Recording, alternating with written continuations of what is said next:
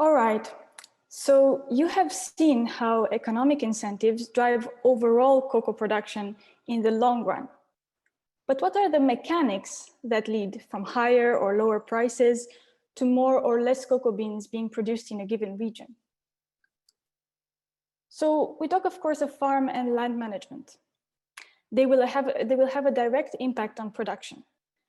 For example, planting new trees or replacing old trees so that land is optimized for production, applying fertilizers, fungicides, and insecticides to lower the risk of disease and improve yields, artificial pollination to optimize setting, pruning and husbandry to reduce a tree's wasted resources and optimize yield, as yet again. All of these measures affect how much a region produces. Some actions can have relatively fast consequences. So for example, manual pollination can take as little as 6 months to see a change in that region's production, the typical time needed to get from a pollinated flower to beans reaching the ports. But this depends on what time of the year the decision is made.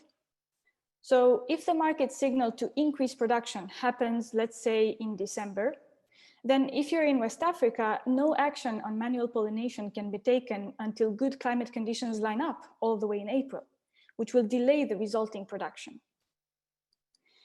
At the other end of the spectrum, for example, if we want to increase production with new trees, it will take much longer. It requires a minimum of 4 to 6 months for the seedlings themselves to develop, variable time lags for them to be delivered and planted in the farms, and then we still have to wait a minimum of 2 to 3 years until the new trees start being able to produce cocoa.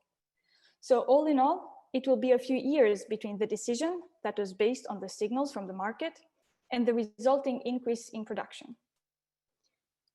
All of this is to show that at shorter timescales, the relationship between the market and the actual production is not straightforward. And then, of course, there is another external factor that can significantly affect this relationship, the climate. Differences in climate can lead to significant variations around the long-term trend in cocoa production and can affect both the quality and quantity of cocoa being produced. And this is what we will be focusing on for the rest of this webinar.